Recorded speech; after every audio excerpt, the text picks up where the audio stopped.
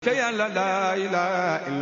jurit xoolal ndax nga gis yéen murit yi diglu leen ndax ngeen dégg tey jii talaata ma wayaat suñu maam ji borom yoon maam Cheikh Ibra way naa ko fu ne taggee naa ko nu ne te kañe naa ko nu ne talaata la 3 juin 1930 la fi sa maam Cheikh Ibrahima Fall bàyyeekoo woon Serigne Bassirou Mbacke ibnu Xaadimu Rasul moo ko taxaw ñu jële ko njaareem indi ko Touba fii si armeel yu mag yi tey jii talaata la 3 juin 2025 95 ans si biir suuf maam Cheikh Ibrahima Fall si saayir Serigne Touba Serigne Bassirou moo ko taxaw indi ko fii Touba maam Cheikh Ibra Serigne Amdi Khady Fall dajale tey li mu toll si ay xar 2220 xar ak 15 millions si talaata ji le 3 juin 2025 dëppook wàccu maam Cheikh Ibrahima Fall si saahir mu jot ko tey Serigne Touba Cheikh Mountakha Mbacké ibnu Serigne Bassirou maam Cheikh Ibra fay na tey Serigne Bassirou jël na yoonu murid gi yëpp jox ko doomam Serigne Mountakha digal ab sëtam Serigne Amdi Khady borom daaru bayre mu takkaay addiye jox ko Cheikh Mountakha ibnu Serigne Bassirou maam yaa joxe addiye ba tëdd si biir bàmmeel di joxe addiye jëfi tey ji da koy seede ndigal bu nekkoon jëmb la bu ñëwee si géew bu l'islam maam Cheikh du jug njaboot gu duñ jug Cheikh Amdi Khady Fall ibnu Serif Assane ibnu maam Cheikh Ibrahima Fall di sëtam rek mooy fu mu jógee ba jëf l'islam ji ñëpp noppi te maam Cheikh Ibrahima Fall moo ko sedd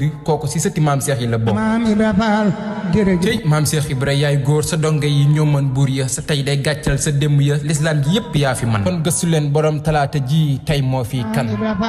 jërëjëf jërëjëf jërëjëf